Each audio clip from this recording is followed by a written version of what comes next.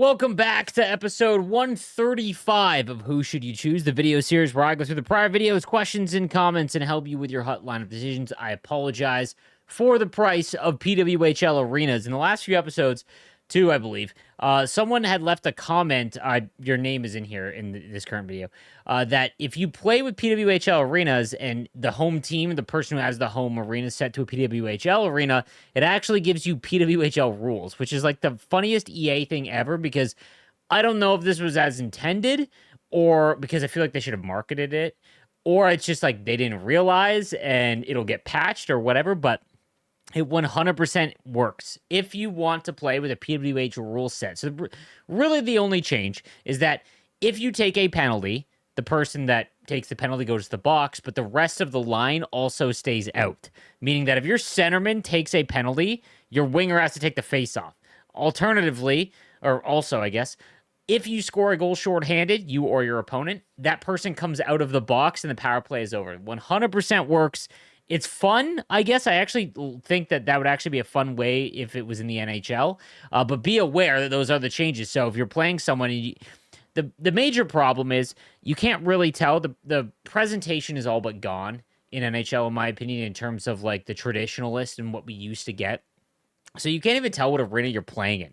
There's no like shark head coming down that they skate out of if you play in the SAP Center or anything like that. So you really can't tell. So if someone has like the Toronto Scepters arena, it just looks like generic arena. So be aware if you have a PWHL arena, you can play PWHL rules. If you do the gold arena trade in, I actually did it and you get a choice pack, one of 3. I actually got a PWHL arena there. It's not guaranteed, but if you want to shoot your shot at it and you can't find any in the auction house, go ahead and go that way. So we'll start out with Lift. He says, I know this is me dreaming, but being able to sell unwanted packs on the auction house would be cool. For example, with the demand for PWHL arenas right now, being able to do the moment for the Silver Arenas pack and then auction that pack. I mean, technically, you could just trade the contents. So if everything was tradable, you could technically sell the pack. Like that. Everything should be tradable. I would love that. Make the game so much more fresh. Unless you trade stuff in, you keep the content like account bound, but it goes from tradable to untradeable. Other than that, everything should be tradable, in my opinion. Is it worth using just using the 95 champs Yzerman to make a 96 crown player, since Yzerman is undersized and he'd be in your bottom 6? If you're not gonna use him, and the person that you would make instead would be way higher up in your lineup, more impactful, yeah, go ahead. HUT champs cards, here's the thing, they will always come out with better ones. And Yzerman is like good on face-offs and quick draw and good skating, but he's not like super duper end game, you know what I mean? There are some, like, wait until week 2 comes out for the crown player to see who the other options are. I have a feeling we'll get Mario Lemieux. So that's something to consider. He won. Mario Lemieux is definitely a Stanley Cup champion. Yes, early 90s. So that's something to wait out for. So just that's what I would recommend. The face-off circle lights. You can turn them off in the settings. Hate playing against people that use Edmonton and Dallas, Tampa arenas because of this. You can disable these lights and get rid of the headaches. Maybe someone's already mentioned this. I didn't go through all the comments. Really, I need to go and take a look at what settings that is. Because, so, if you play with Dallas or Edmonton, they have, like, their logo that, like, shines through, which does happen in real life. But in the video game, because you're, like, getting a top-down view, it's legit, like, it's got to be, like, an epilepsy warning.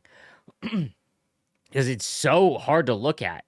So you can turn that off in the settings entirely. I'd have to go and take a look at what settings that is. Sevilla says, gameplay question.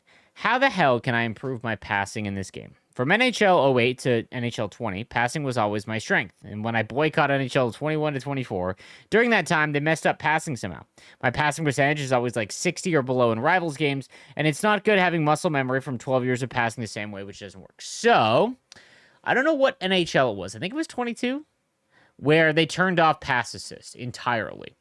And the thought was that this would create a skill gap, when unfortunately it just made it very annoying. So pass assist, what pass assist does, guys, is think of it like bumpers when you go bowling. If someone has the bumpers up, the higher the pass the passing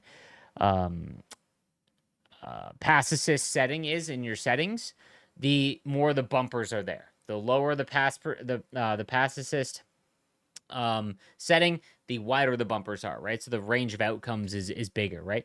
You do want it set higher. I know people have always tinfoil hatted, said that they, don't have it at 100. Unless EA has always told me, like the developers have always said that like pass assist should always be 100. That being said, in the offensive zone, or sorry, NHL 21 or 22, whatever game it was, they turned it off, and it's always been kind of hit or miss since. In the offensive zone this year, this was noticed very early on.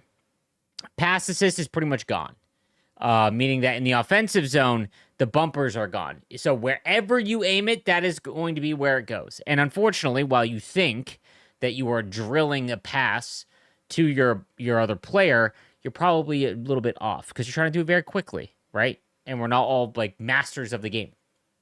So what I do in the offensive zone is if you hold down right trigger, it'll open up the button passing. Now, I don't do this all the time, but when I'm trying to set up a one-timer, I 100% do, especially in the offensive zone, because it makes sure when you use the button passing, it is 100% pass assist. You're going to get it to your player. So that's the time that I would recommend. I would try doing that. Cycle around the zone, holding down right trigger when the buttons pop up, and then look who you're passing to, hit the button, and then try and do a one-timer or continue skating. But that's what I would recommend. Crazy thought here, Sleeps. When I poach a defender and he dives as if he's been shot, how come it's not a coincidental with him receiving an embellishment penalty? Here's the thing. That would be like realistic technically. The major issue though is that how is that coded? Like there's nothing that you do in the game to make your player dive. Like let's say you're the one that gets tripped, right? You're not doing anything to try and like draw. There's no like, hey, embellish a little bit to try and draw a penalty. That'd be kind of crazy. Like if you could like hit, I don't know, circle when you get hit or when there's a trip and like it immediately like gives you like a ragdoll animation and it's like the ref calls that. I mean, obviously that's not going to happen. It would be like, okay, but like there's no way for them to code that.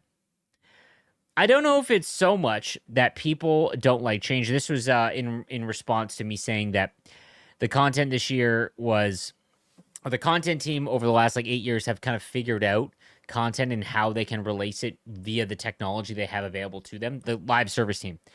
And they had it figured out pretty much to the maximum that they could offer. This content team is like new and they're trying to change things for the sake of change. And some of it has been a hit. A lot of it has been a miss. The problem is that a lot of it, like it was kind of mastered by the content team because it'd been around for like 8 years. So I don't know if it's, and I said that people don't like change. We don't, humans don't. When things are new and exciting, that's obviously good. But at the end of the day, if it's not far and away better than what we had, then we're not going to like it. And we're going to be like, we're going to want to go back to what's old and comfy, even if it's not that good. As consistent as the old content format was, it had definitely grown stale. 100% agree. I feel like we were all ready for something new. We just wanted the something new to be actually good. This is what I was referring to. Like, we want something to be different and new and exciting, but if it's not great, new, and exciting, and it's just different, we don't enjoy it as much. And this goes for anything. And the roadmap for this year's content and the way that it was delivered wasn't good. It was overpriced and tedious and frustrating, wrapped up in a game and menu system that was tedious and frustrating. As much as there's a get good attitude for reaching the high divisions in HUT or that top 100 rank to get the fancy gold card in champs, this development and content team needs to take some of that medicine and get good at making the game. Until then, shareholders on their yachts can lose money. Sucks to suck, right? Don't disagree. I think that what is very frustrating, and I don't know the inner workings of how EA operates now. Like, I don't know how... I'm talking at the top. Like, I'm not talking about the person that just makes the cards. I'm talking about the one who has, like, the vision and in charge of, like, yes, we're going to do this for an event and all that. And then even higher than that when it comes to, like, marketing and things like that. I don't have any idea. But I can give you 5 to 10 examples of a clear lack of planning. Or maybe it wasn't a lack of planning. Someone that has the ability on the content team or higher than the content team to make drastic changes, and they did them on a whim. And the issue that happens when you do this in a live service game is that people have spent real money or real time. Okay? So when you have a game that's free to play and you make changes and patch weapons and how the game operates, technically it's free to play, whatever. And so is Hut to an extent, right? But a lot of Ultimate Team games, you have to be careful with how you release content, things like that, because you lose a lot of trust and you lose a lot of faith in the player base has in you. Why are we completing this event and chasing these cards when they're not going to be good, right? You lose a lot of trust from the player base, and I think that's what's happened. So I can give you a perfect example. Like I've brought this one up a number of times. Team of the week at the beginning of the season, it was collectible based. You were in collectibles, you traded in collectibles, and you got the Team of the Week cards. Then about 6 weeks in, randomly, it became the overall edition. And the problem is when you're that what has happened, we had upgradable cards, master set player items. The Supernatural event was an upgradable card system that was awesome. That has been in the game since NHL 22. And one of the best features that they've added where we get to upgrade a master set player at our own pace, right? And they went away from that entirely. They're just like, you know what? No, we're going to go to this exchange system. And the exchange system has changed over time. And now we're finally at where I think they're just going to settle in at. But the problem is that this exchange format does not utilize every overall. It's like every other overall. So 87s are the same price as 86s or the same value, right? And the issue with that is that that is not the case when you're opening up packs. If we go to the store and buy packs, 87s are harder to pull than 86s, as an example, okay? But yet EA has deemed that an 87 is worth an 86. And therein lies the issue. If you are going to have a system that requires us to trade in overalls, it needs to be where every overall has a different set value, like we used to have, right? And there has just been a lot of... I told you about the order of events, guys. I think that this year's content and events specifically, there has been some great events. However, if they just reordered them, it would have just been so much better received, right? And like this endurance event, the double shaft event, would have been so sick at the second week of the game because the endurance stat matters so much more when there's only a few cards that have max endurance, right? Like if we had 87 overall MSP skaters, but they had 99 endurance, valuable. Everyone else is high 90 or 95 overall skating and 99 endurance when almost all the other cards have like mid to high 90s endurance now too, right? On top of that, they made it where, for whatever reason, chase cards that upgrade all year, their endurance doesn't go up. So now you've obliterated, a big portion of chase cards. Willie Nylander's, I think it's Willie Nylander, or even the fantasy cards. The fantasy cards from the original fantasy event, yes, they're 99. Kyle Palmieri's 99 across the board. 85 endurance. Brutal, right? So again, I think that there is a lack of planning in a lot of this. And if you just had someone that was like, here's 6 months, they spent a month just being like, here is exactly how it is going to go, and they stuck to it, as opposed to, I don't know what happened, but there has just been numerous times throughout the year where someone has gone, no, we're going to do this instead, and it has led to a lot of issues. So I'm with you, man. I think that next year is really important because we need consistency somewhere. Like I asked you guys a few videos ago, what would make you confidently make a chase card next year at launch? Because I bet you we're not going to see very many made at all. Because everyone's going to be like, I'm not chasing that Gretzky that costs $2.5 million at launch. Why? You know what I mean? Because he's not usable. Technically he is now, but we're 6-7 months into the game, right? Like they need to have a roadmap and explain, hey, this is what we're going to do with X Factors. Regular updates. Endurance will improve with the card as they go up. Like little niche things, so at least we have a little bit of insight about the big time sinks and sometimes real money involved in the game, right? So, great content, mate. I have a quick question. I've been playing Hut for 2 years for the last 2 years, solely on offline, and this year in particular, I have noticed a lot of lost connections on PS5. I will come to the end of a squad battle game and lose connection and have 1-8-0, yet because of the lost connection, I lose all the XP and about 12 to 15 minutes in time. Why has EA made offline play affected by whether I'm connected to the internet or not? It seems to be called offline for a reason, as I don't fancy paying PS for the privilege to play online. What are your thoughts, and have you come across this as well? So, one of the biggest issues with PlayStation 5, I have been someone who grew up completely a Sony kid. I didn't have an N64. I had a PlayStation 1. I've been Sony pretty much my entire life, except for about 5 years of Xbox 360, because that was probably one of the best consoles of all time.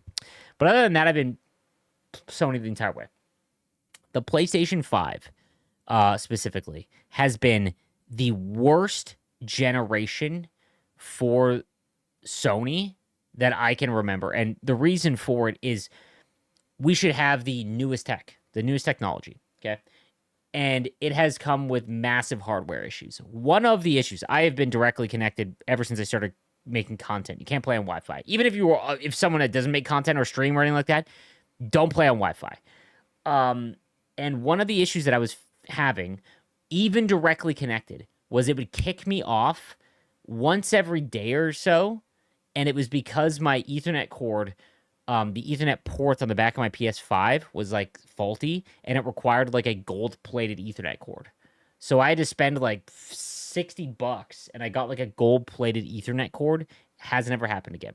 I don't know if that's the same issue, but it could be that your internet. The big issue with EA NHL is that if you get even the slight hiccup in your internet connection, it will just kick you off. Whereas like an MLB or Call of Duty, there'll be like a buffer where it's like, hey, I can't find the internet. Give us a second. And then it's like, oh, we're back. Bang. And you'll be back in. NHL's like, nope, see ya. And that's why. Why can't you play offline? You're playing an online mode, just offline against a CPU, not against another player, right? So you couldn't access Hockey Ultimate Team because the auction house is live. It's online. You know, the way that you get content, like access the cards, like packs, things like that, that's all online. That's why it's impacting you. It sucks, but I would make sure you're directly connected. The other thing is check with your ISP if you're call them and ask if you're getting any line noise. So one of the issues that I literally had to move because of this, when someone in your area, and this is especially true if you're in like an apartment building or townhouse complex or somewhere that is densely populated. When someone signs up for a new internet provider, so let's say you go from what's an American? I don't know if you're American or Canadian. You said mate, so I'm assuming maybe European. I don't know. If you go from Rogers to Bell, okay, Bell will come and unplug that connector, and sometimes they'll leave the connector on the node and then just plug in their new one. The problem is that leads to line noise. Usually it's just with upload, but it can happen with download as well. So just I would have a tech just double check and make sure that there's nothing going on with your internet. But man, PS5s have been a disaster, and it's not just me. Like this is a widely known thing. Don't even get me started with the controllers. Like this, it saddens me because Sony was the king, and it's just not. I've learned if you collect all the arenas for each conference, East and West, you get an outdoor rink. That's been fun. Yes. So if you collect all of the Eastern and Western Conference gold NHL arenas, you will get the outdoor rinks. You'll unlock like all the rinks. I gotta be honest with you, I can't stand playing rivals or anything competitively in the outdoor rinks, but yes, you can do that.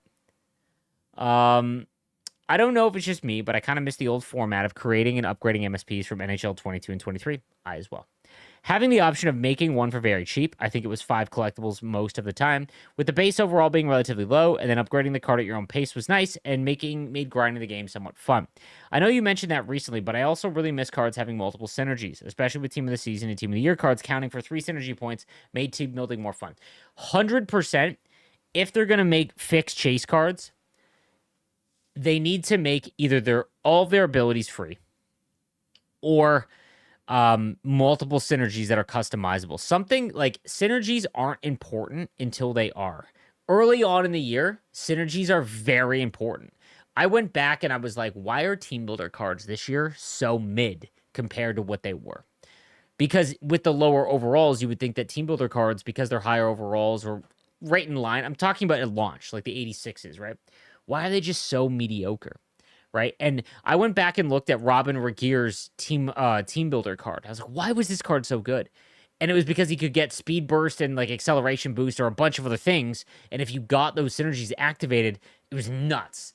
And they really like synergies don't really matter.